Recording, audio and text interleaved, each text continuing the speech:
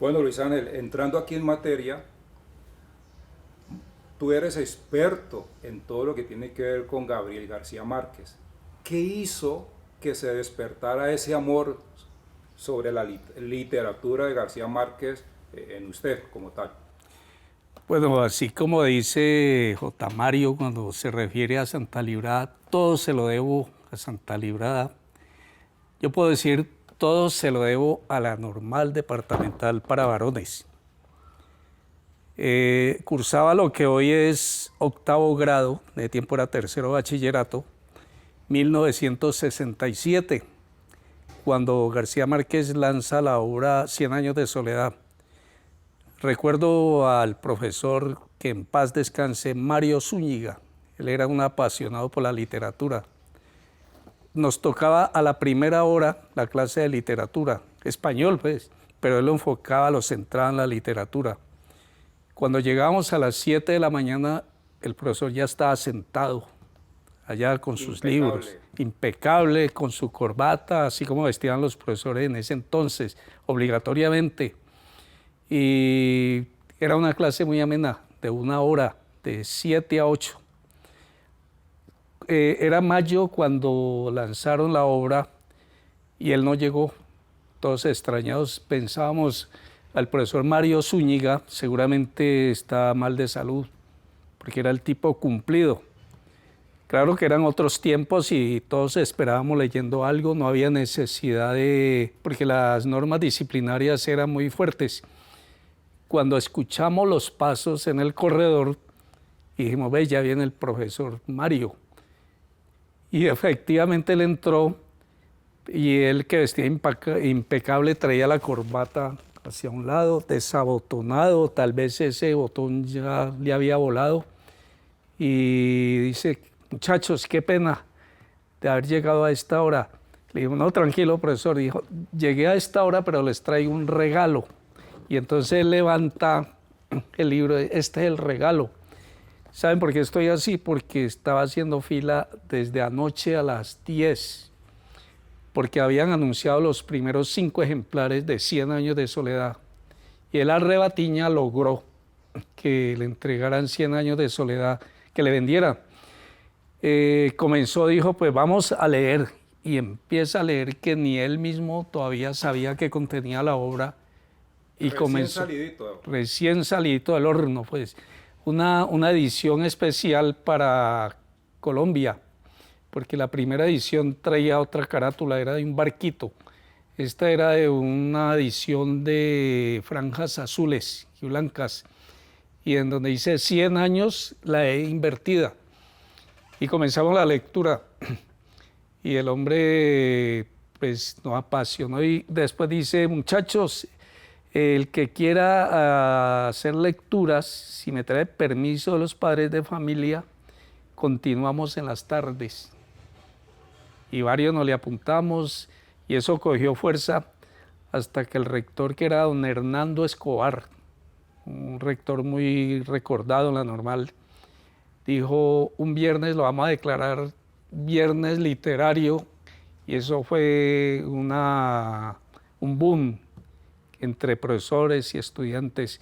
Leímos eso como en un mes, toda la obra, con el empuje del profesor Mario Zúñiga. Y analizando todos los detalles. Sí, era una lectura compartida, ¿no? Allí un estudiante, el otro, hacíamos el comentario, y fue muy apasionante porque él tenía un método muy especial. Desde esa vez, pues creo que adquirí la vocación y sobre todo la predilección para el realismo mágico, que fue la gran innovación de García Márquez en la literatura colombiana, latinoamericana y mundial. Pues entonces allí, mira que aquí en el colegio, este es tuyo, pero aquí en el colegio pues nos estamos encontrando con diferentes obras de Gabriel García Márquez, ¿ya? ¿Cuál podríamos decir, Luis Ángel, cuál es el impacto que deja Gabriel García Márquez en la literatura mundial? Bueno, siempre se tomaba como referencia al Quijote de la Mancha, el referente de Miguel de Cervantes Saavedra. En los años 60 y 70 en Latinoamérica hubo un boom que llamó el boom de la literatura latinoamericana, contextualizado en lo que fue la Revolución Cubana y ese sueño de la juventud de ese entonces, de las ideas del Che Guevara, de Camilo Torres, pero en literatura no había pues como alguien, un acicate que realmente fuera de esa línea. Estaba Jorge Luis Borges, Vargas Llosa, pero llega García Márquez con 100 años de soledad y contextualiza la obra en la historia de Latinoamérica. Está la historia, los mitos, las costumbres y ese estilo innovador que tanto que dicen los críticos que en un principio él no le pensó el nombre 100 años de soledad, sino La Casa Grande, porque todo sucede es como autobiografía de él en Aracataca, en la casa donde se crió. Pero entonces los de la editorial le recomiendan 100 años de soledad, porque exactamente sale a los 100 años de La María, que fue la primera obra que dio a conocer a Colombia, sí, Jorge Isaac, pero era una novela romántica que impactó. Pero después de eso y de El Alférez Real, no se había escrito algo trascendental, entonces... Y justo 100 años después de María 100 años, sale el libro de Gabriel. 100 años de soledad, de allí el nombre, que decidieron que fuera el que se editaba ya para lanzar la obra. Vea, bien interesante. Y mira que eso fue un boom, tanto que la editorial primero lanzó 3.000 ejemplares a ver si se vendían por ahí en un año, porque él tenía la hojarasca, el coronel no tiene quien le escriba y la mala hora. Pero había lanzado esos libros por allá en el año 50 y pico, en el 60, y no se vendieron todos. Entonces había como esa duda de editar tantos libros. Se vendió en 8 días. Los que habían publicado. Los 3.000 ejemplares. Tuvieron que hacerse varias reimpresiones mensuales y por esa razón el boom se disparó y Europa y las juventudes y las universidades comenzaron a mirar hacia América gracias a la obra 100 años de soledad. Y ese es uno de los libros que están en todos los idiomas del mundo, ¿no? Sí, se ha traducido en unos 50 idiomas. 50 idiomas ya. En estos días la Academia de la Lengua Española aceptó y admitió con honores que al fin había un escritor que superó a Miguel de Cervantes Saavedra en las traducciones y en los lectores. O sea, en ese nivel se encuentra entonces García Márquez. En ese nivel. Cuando él cumplía sus 80 años, por allá en el 2007, decidió por primera vez salir la Academia de la Lengua Española de su sede, de allá de Madrid, y se vinieron acá a Colombia en homenaje a los 80 años de García Márquez. Y la Academia hizo una edición especial, empastada, lujosa, para conmemorar esos 100 años, para conmemorar los 40 años de 100 años de soledad y los 80 años de García Márquez. Ahí recopiló una introducción, varios escritores aportaron en el análisis de 100 años de soledad, inclusive Mario Vargas Llosa, que tenía enemistad con García Márquez, admitió y envió un texto crítico a la obra.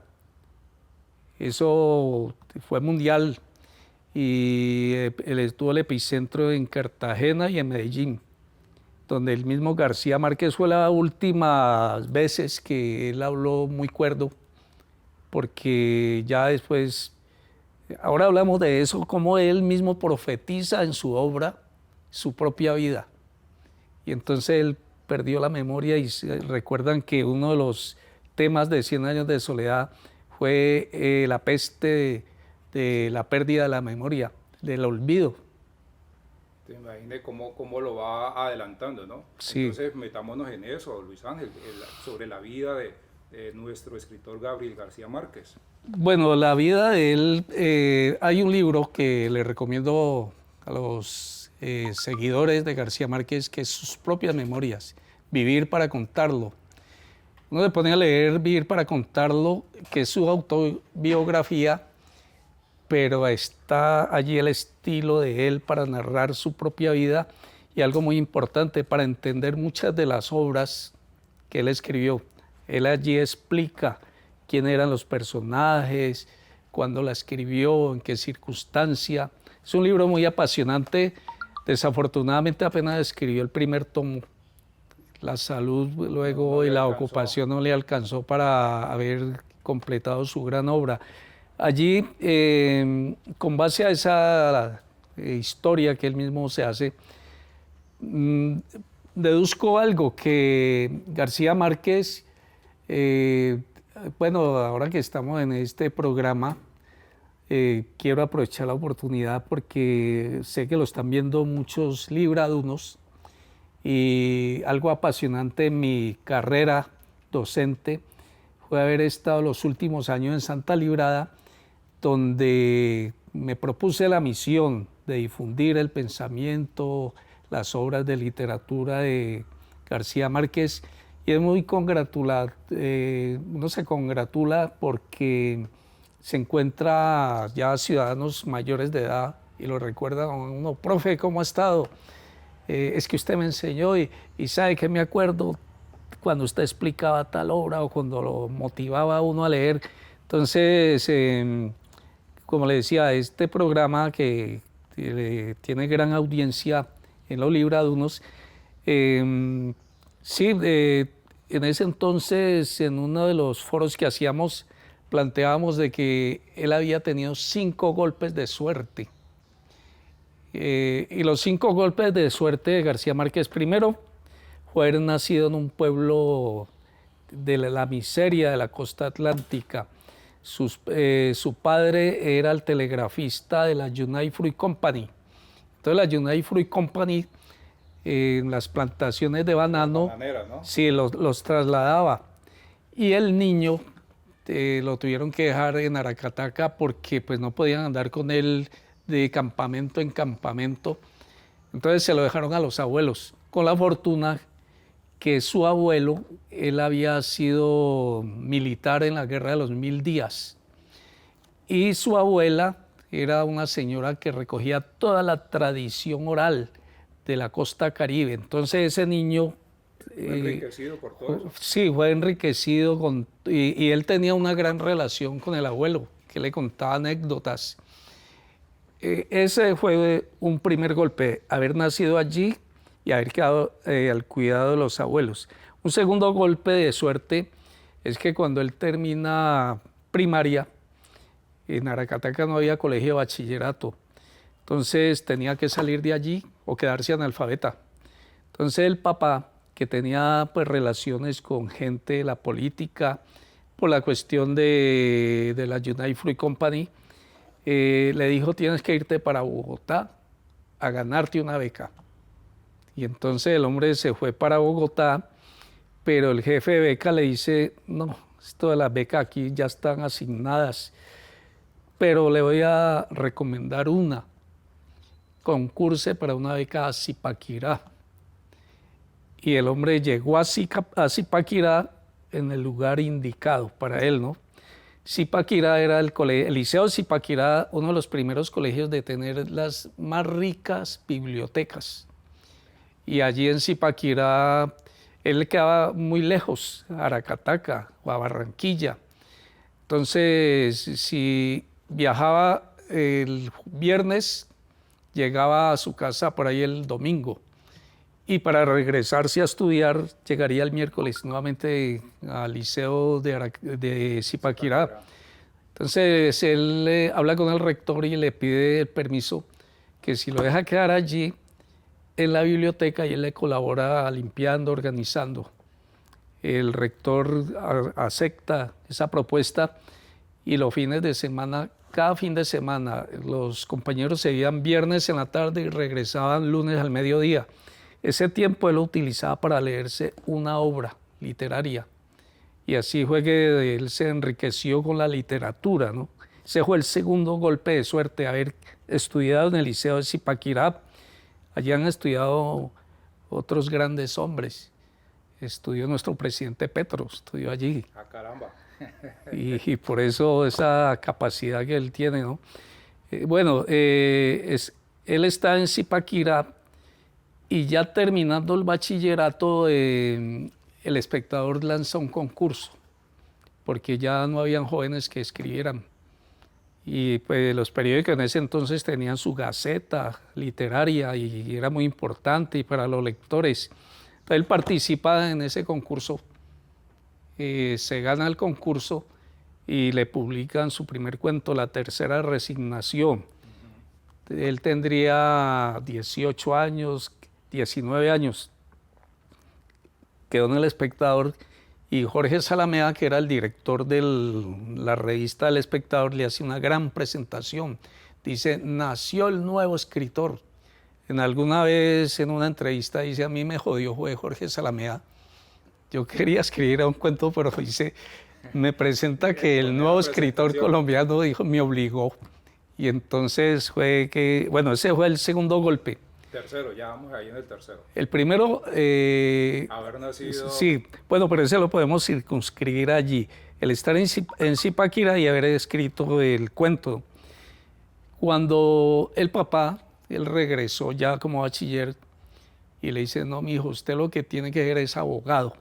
Yo necesito un abogado en la familia y para que se meta en la política. Y García Márquez dice que él nunca, que él detestaba eso, ¿no? Entonces le dijo, y se va a Bogotá a ganarse la beca. Fue a la Universidad Nacional y comenzó la carrera de Derecho. La comenzó con Camilo Torres Restrepo, nada menos y con nada más. Carlos Olmes Trujillo, con Luis Villar Borda y con Plinio Apuleyo Mendoza. Eminencia, Y ¿no? la eminencia allí fueron estudiantes de Alfonso López Miquelsen, de Jorge Eliezer Gaitán, que era catedrático allá, y comenzó en su carrera de Derecho. Dicen los que lo conocieron en ese entonces que él no prestaba atención, sino que él, mientras el profesor explicaba las normas jurídicas y eso, él leía libros allá inclinado, como que el cuerpo aquí, pero la mente en otra parte. Y ocurrió otro golpe muy trágico, pero suerte para él. Advierto eso porque uno dice, uy, cómo que suerte y golpe, que asesinan a Jorge Eliezer Gaitán. El 9 de abril. El 9 de abril.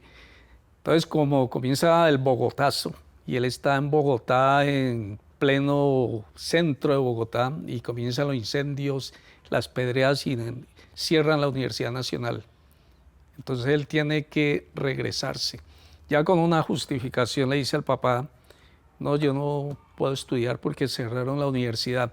Entonces llega a Cartagena, donde se encuentran antiguos amigos, escritores.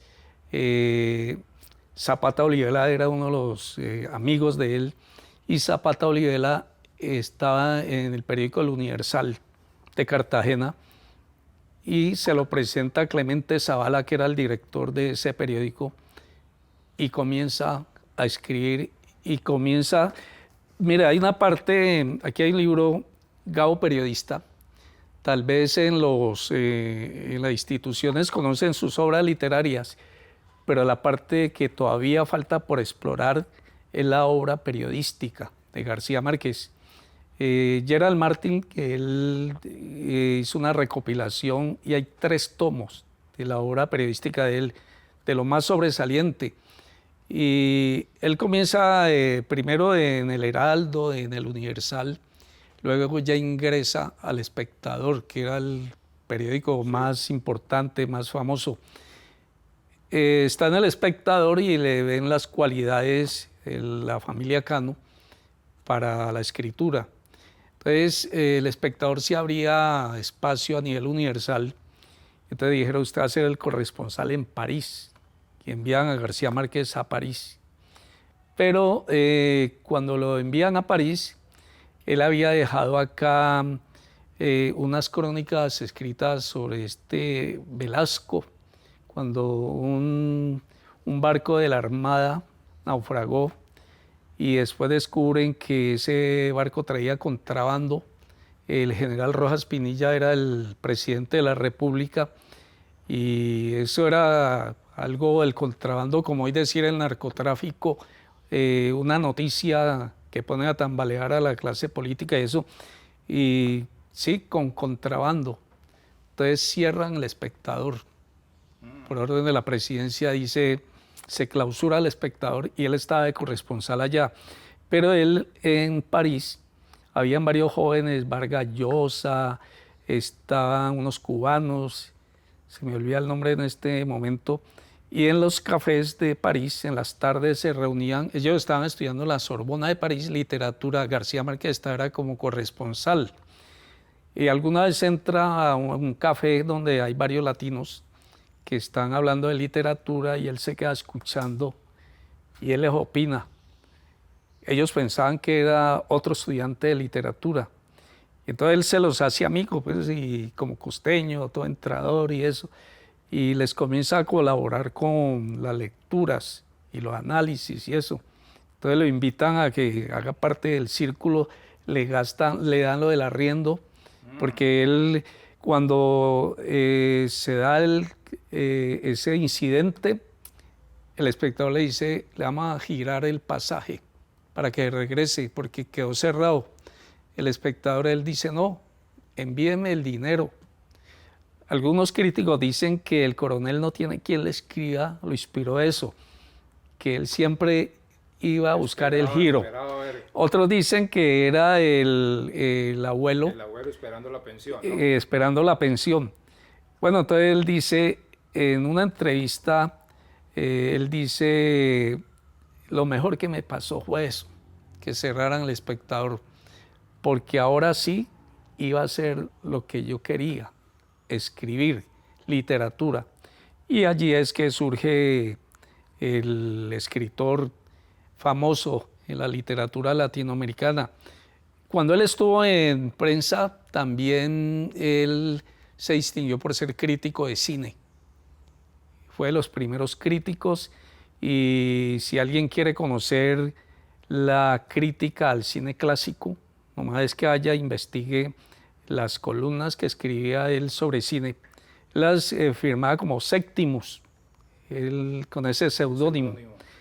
Y bueno, ese en la parte del cine, del arte, porque él tenía una pasión, el cine. En uno de los episodios en 100 años de soledad narra cuando van al teatro y cuando ven el personaje, los habitantes de Macondo, y después vuelven a ver otra película y ven el actor ahí que ya había muerto en la anterior película, entonces que hubo un disturbio con las bancas y eso. Bueno, él era un apasionado por el cine y admirador de Fellini. Entonces, lo primero que él hizo con sus ahorros fue irse para Roma. Él se fue a tomar cursos de cine, pero pues eso era muy costoso y la cosa. Entonces siguió en el periodismo y volvemos al caso de cuando él ya se decide a escribir literatura y es una etapa que pues todos conocen y de la cual están todas las publicaciones de sus obras y eso. Pero entonces ahí ya llevamos 3 golpes de suerte. 3, a ver. Sí, o quedan pendientes. Pues repasémoslo. Está el haber nacido en Aracataca, sí, y haber quedado al cuidado de los abuelos, que le influían con todas las narraciones. La segunda, haber estudiado en Zipaquirá, junto a una gran biblioteca, que le permitió fuente para enriquecerse en el conocimiento de la literatura. El tercero, la muerte de Jorge Eliezer Gaitán. Haberse ganado la beca en El Espectador. En El Espectador. Pues cuarta, la muerte de Jorge Eliezer. De Jorge Eliezer Gaitán. Y quinta, haber cerrado el periódico, la corresponsalía del periódico El Espectador. Ahí están. Bueno, son unas historias, unas aventuras muy, muy interesantes. Pero yo estoy notando, Luis Ángel, que ya nuestros jóvenes poco están leyendo a García Márquez. No sé qué está sucediendo y cómo hacemos pues para que de nuevo volvamos a lo nuestro. Pues García Márquez es colombiano, es de nosotros. El realce que hemos tenido en Colombia gracias a él ha sido maravilloso y pues no podemos dejar perder eso. Bueno, allí sí podríamos señalar es reivindicar a García Márquez en la misión de la educación. Sí, creo que de pronto te tocó o no, cuando los programas de literatura ya estaban diseñados a nivel ministerial y los docentes eran como nuevos cumplidores de esos temas, que era, por ejemplo, la literatura colombiana en tercer grado de bachillerato, en cuarto la latinoamericana, en quinto era la española y leer el Quijote era sagrado y era el coco. Muchos perdían el año por la lectura del Quijote. Entonces luego viene un cambio de programas, los movimientos del magisterio, etcétera. A nivel ya cultural se están dando otros fenómenos en la juventud, logran libertades, hay una especie de rebelión inclusive ante la familia. Y bueno, las circunstancias generan, yo le diría, una crisis que de pronto puede afectar no solo la literatura, sino también las ciencias sociales. Entonces decía que ante tu observación de reivindicar a García Márquez está en la misión de los docentes de español. Bueno, dejando la modestia a un lado, mi trasegar por la educación siempre llevé esa consigna, ¿no?, de sembrar ese amor hacia la literatura a través de los nuestros. En ese entonces no había tanto mercado de libros de superación, libros, una cantidad de escritores que se hacen escritores de la noche a la mañana y sus libros son libros efímeros, ¿no? El mercado. Entonces, volver a lo clásico.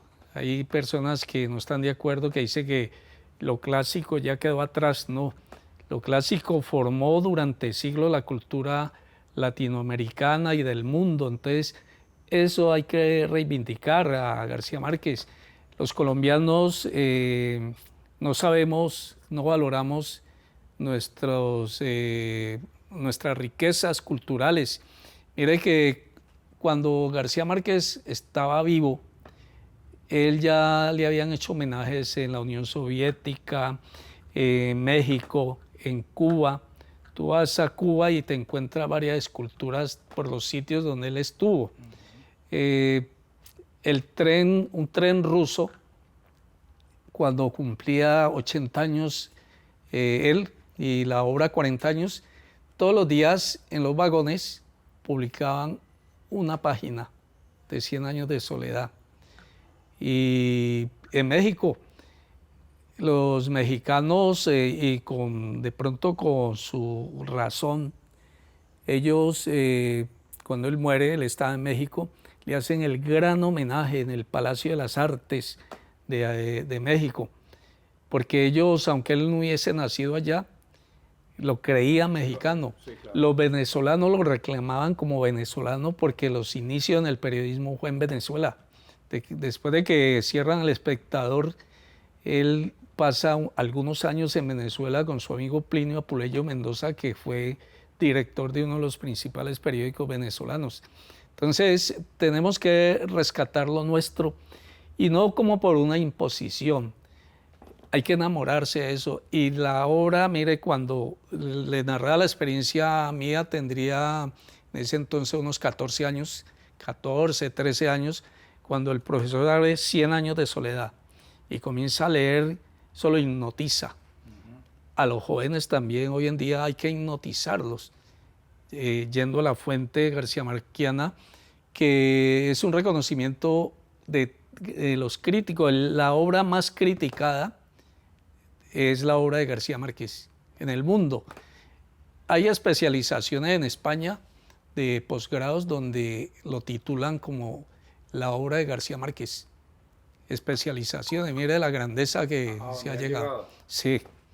Entonces, eso está en la misión de la educación y además porque lo más lúdico de la literatura está allí. Pero yo creería, Luis Ángel, que no necesariamente es exclusivo de los profesores de español. Yo creo que todos los profesores deberíamos de incluir por lo menos un pedacito de algo de García Márquez. Y yo recuerdo mucho un escrito que usted hizo hace unos años sobre cómo en la obra se puede hablar de emprendimiento. Sí, porque la vida de él también fue un emprendimiento.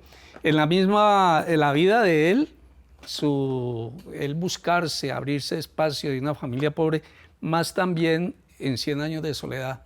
Por ejemplo, allí cuando llegan los pobladores de Macondo, Úrsula, el primer emprendimiento que ella hace es fabricar unos dulces en forma de animales. Ya los muchachos hoy desafortunadamente no conocieron, nosotros lo alcanzamos, a los dulcecitos eso viene desde García Márquez. Es que la obra de él es emprendedora y es profética, antes de que se nos quede por fuera. Sí, sí. Vea, él cuando José Arcadio el joven abandona la casa porque se fue con los gitanos, él le pareció novedoso eso de los gitanos, regresó a los años, totalmente tatuado. Hoy uno escucha ese, no, profesor, eso es una bobada, todo el mundo está tatuado. En el año 67 solamente tenían tatuaje en esta parte de aquí, Sí, aquí. los presos o los marineros, aquí. Un ancla. Un ancla. Y eso que era escandaloso eso. Y José Arcadio viene totalmente tatuado. Mire cómo se anticipa García Márquez a estos tiempos. Esa es una parte profética. Hay otra escena donde está con su yerno de Apolinar Moscote, con Aureliano, que se había enamorado de Remedio la Bella, y Apolinar Moscote era un político que lo enviaron allá. Entonces le pregunta al muchacho Aureliano, ¿tú eres liberal o conservador? Entonces Aureliano le dice, no, aquí no necesitamos de eso. Entonces le dice, hábleme usted, ¿qué es eso de liberal conservador? Y don Apolinar Moscote le comienza a hablar. Él era conservador, ¿no? Porque García Márquez critica esa época de la violencia y todo eso. Entonces le dice, los liberales son masones, los liberales están contra el orden, los liberales hablan de la igualdad de los hombres, de los hijos bastardos y los legítimos. Y mire cómo después el Congreso de la República, unos 20 años después de la obra, aprueba la igualdad de los hijos ante la ley, sin tener en cuenta si son legítimos o como le llamaban anteriormente, o naturales. Esa fue otra anticipación que él se hace. Alguna vez estaba aburrida Úrsula y le dice a José Arcadio, nos vamos de aquí, estoy aburrida, estamos incomunicados. Le dice, espérate, que muy pronto desde aquí de Macondo nos comunicaremos a cualquier parte del mundo. Será inmediata la comunicación. Cuando ni siquiera habían instalado en Colombia la cobertura de los teléfonos fijos, ¿no? Y él se anticipa a las comunicaciones, hasta de su propia muerte. Cuando muere José Arcadio, él muere un Jueves Santo y García Márquez muere un Jueves Santo. Ahora el 17 de abril se conmemoró la muerte de él, Jueves Santo, del 2014. Es otra parte profética. ¿Qué más te diría allí? No, pero eso es una cosa espectacular.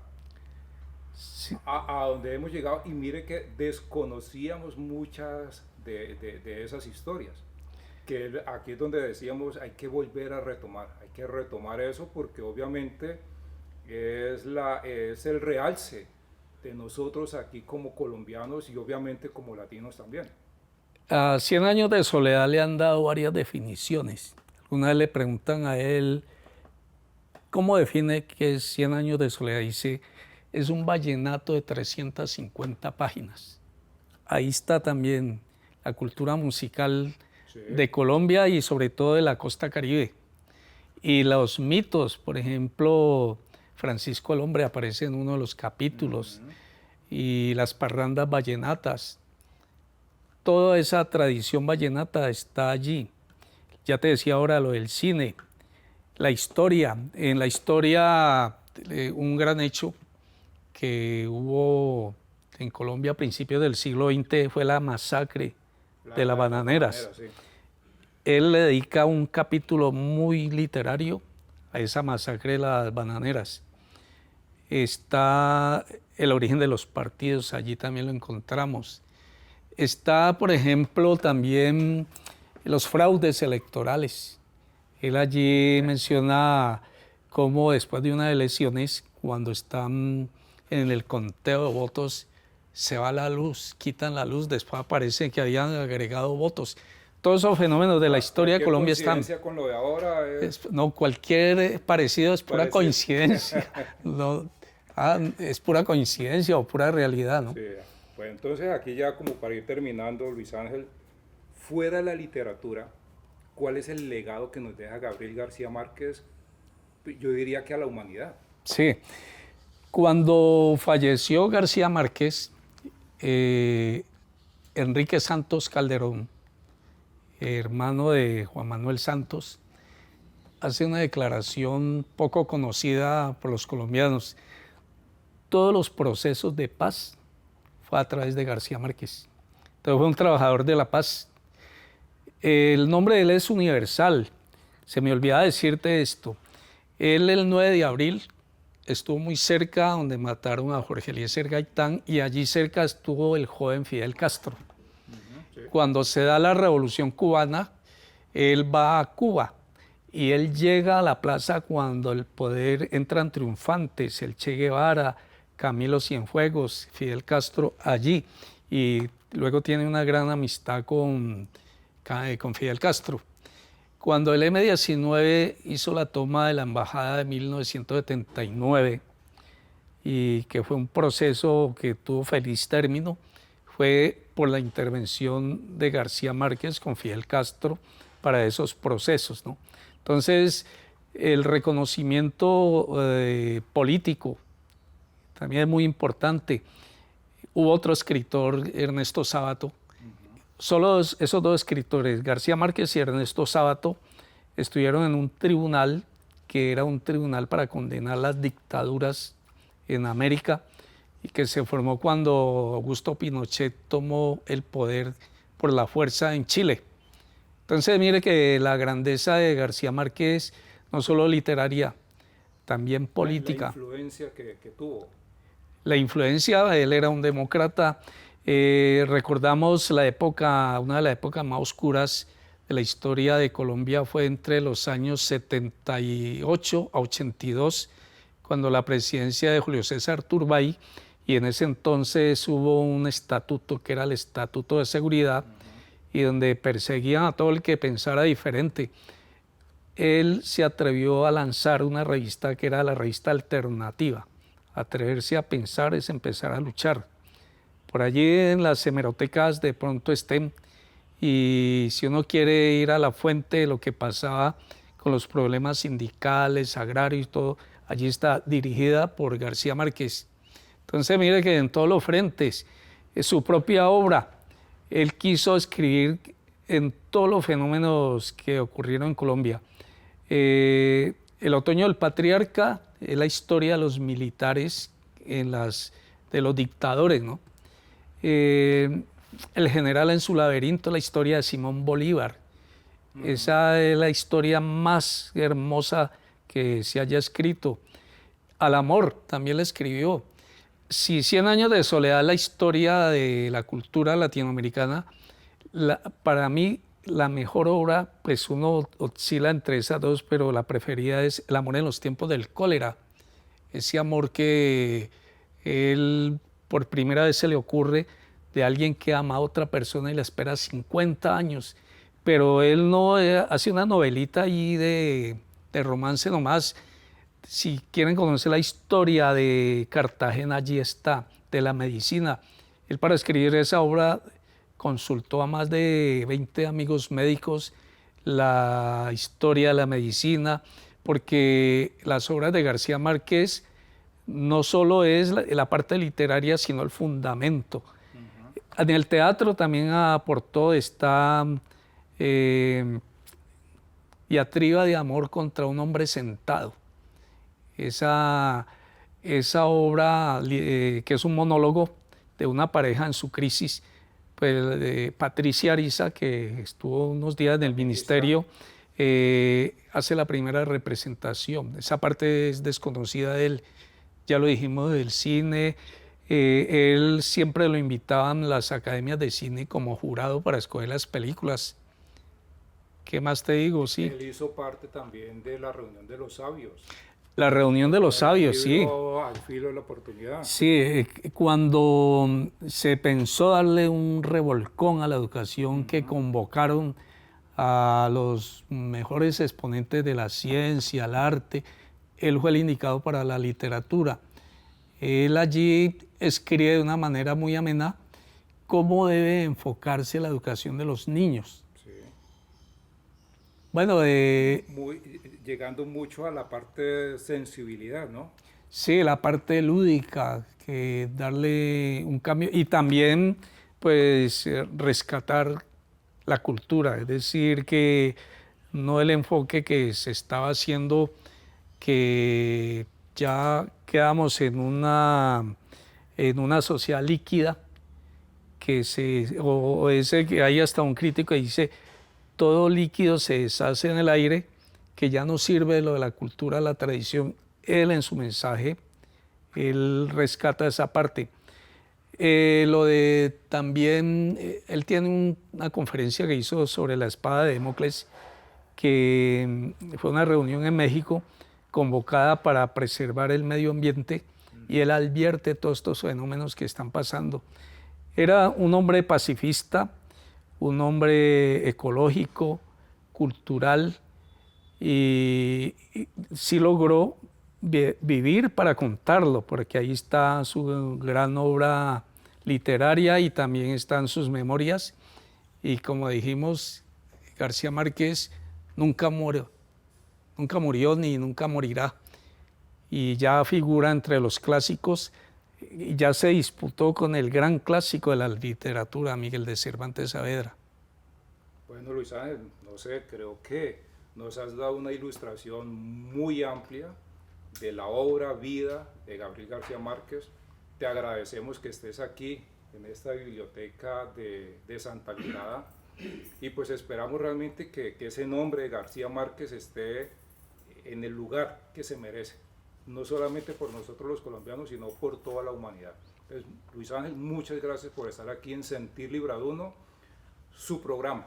Jorge, creo que es la primera vez que te invitamos, pero sí, creo que vas a seguir viniendo más veces por acá. Sí, Jorge, me emociona que me hayas invitado, porque casi siempre cuando pasaba por Santa Librada simplemente uno tenía las nostalgias, los recuerdos de esta institución, y volver a ingresar 2 años después de haber terminado allí mi carrera docente, eso es algo emocionante, y más emocionante que este programa lo estoy haciendo con 2 de mis exalumnos, que también ese es un gran aporte que queda dentro de la historia de Santa Librada, porque la historia no solamente fue aquella cuando se creó el colegio, sino la historia que continúa, la historia que proyecta hacia el siglo XXI. Muchas gracias. Listo, Luis Ángel.